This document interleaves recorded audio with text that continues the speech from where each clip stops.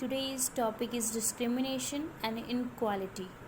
Discrimination का मतलब मैंने जैसे आपको समझाया था कि भेदभाव करना, और इनक्वालिटी यानी कि सभी को एक समान ना समझना. We have studied that discrimination and the prejudice often led to different kind of inequality in the society. अब हम पीछे में हमने प्रीजुडिस के बारे में पढ़ा था, पक्षपात की, और इसी के बारे में कि किस तरीके से इन चीज़ों को लेके, डिस्क्रिमिनेशन को लेके, प्रीजुडिस को लेके हमारी सोसाइटी के अंदर किस तरीके की जो इनक्वालिटी है वो आती है.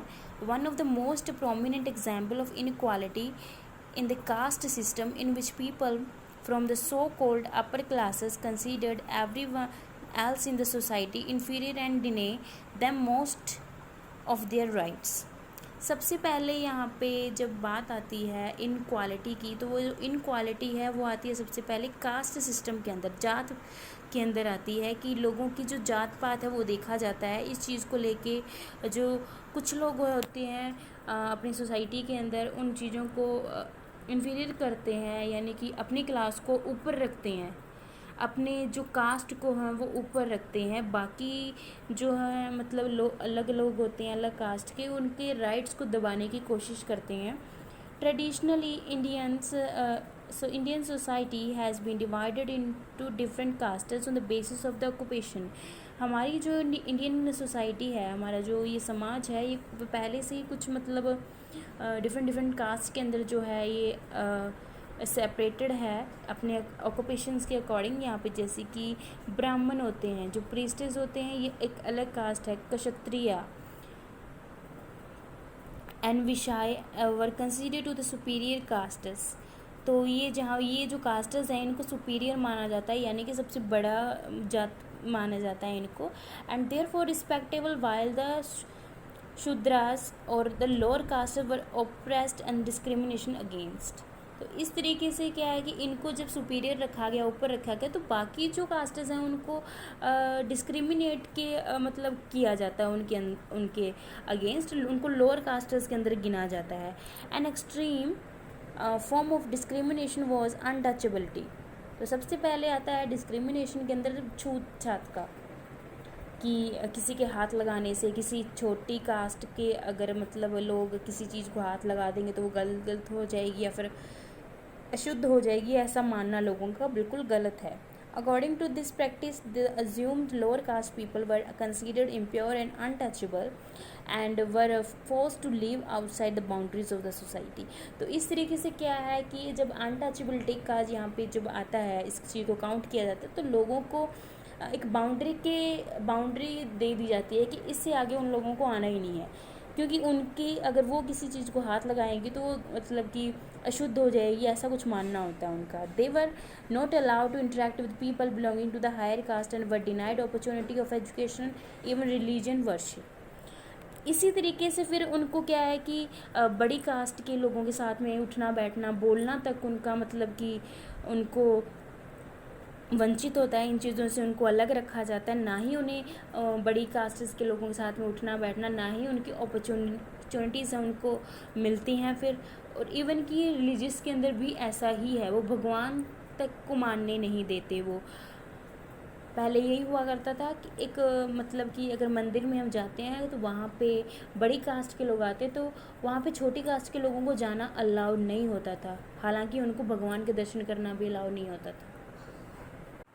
Due to the efforts of the social reformers such as Ishwar Chandra Vidyasagar, Shri Narayan Guru, Mahatma Gandhi and Dr. B.R. Ambedkar, the caste system as well the practice of practices of untouchability has been almost erected from the society.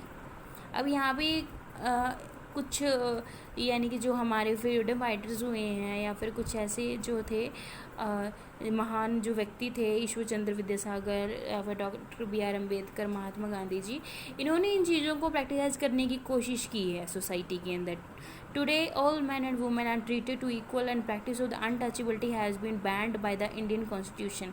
अब इन्होंने बहुत सारे efforts किए थे ताकि ये जो छूत पात का है या फिर अनटचेबिलिटी का कुछ है, डिस्क्रिमिनेशन है, ये बंद हो जाए, ख़त्म हो जाए. और फिर हमारे जो इंडियन हमारा भारत का जो संविधान है इसके अंदर इन चीज़ों को बैन कर दिया गया, जैसे कि अनटचेबिलिटी की जो प्रथा थी उसको ख़त्म कर दिया गया। Equality in the constitution. अब कॉन्स्टिट्यूशन के अंदर इक्वालिटी किस तरीके से?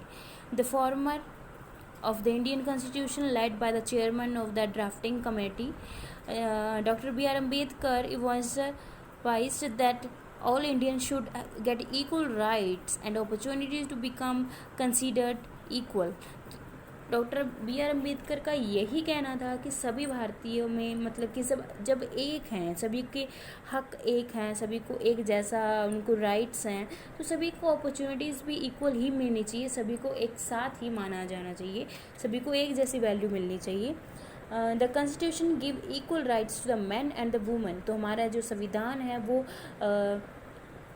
मैन और वुमन यानी औरत और आदमी दोनों को ही एक जैसे अधिकार देता है।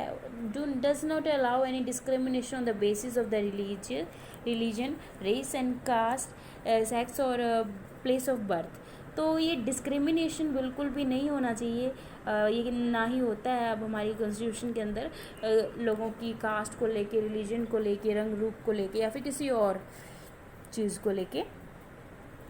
Only for some sections of the society which have been traditionally denied rights of the education। अब यहाँ पे बात आ रही है एजुकेशन की, तो कुछ ऐसे ही सोसाइटी के सेक्शंस हैं जहाँ पे ये जो राइट है एजुकेशन का ये प्रॉपरली मैन और वुमेन को नहीं मिल पा रहा है। यानी कि मैन को तो होता ही है बट वुमेन्स को आज भी कहीं पे ऐसी चीज़ है जो नहीं मिल पा रही। The constitution has made some special provision called the reservation so that they can work at par and with the rest of people in the society। तो कॉन्स्टिट्यूशन ने कुछ ऐसा बनाया, एक ऐसी सुविधा चलाई है कि वो जो वुमेन्स हैं वो भी वर्क कर सकती हैं सोसाइटी के अंदर बाकी लोगों के साथ में। Womens and people belonging to the so called lower classes have certain number of the seats reserved for them in government education institution office. तो इसीलिए इनके लिए जो वुमेंस के लिए भी जो सीट्स हैं गवर्नमेंट ने रिज़र्व कर दी हैं इनको एजुकेशन देने के लिए या फिर ऑफिस में काम देने के लिए, किसी भी तौर पे इनको भी पूरी सुविधा है।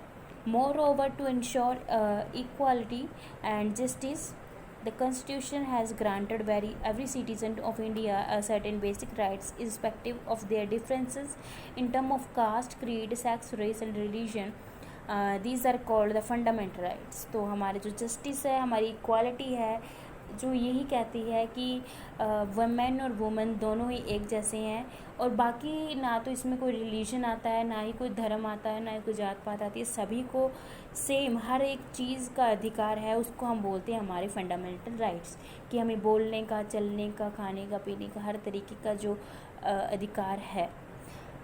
The preamble to the Constitution of India truly affects Dr. B.R. Ambedkar vision of a secular India free from caste and the communal biases।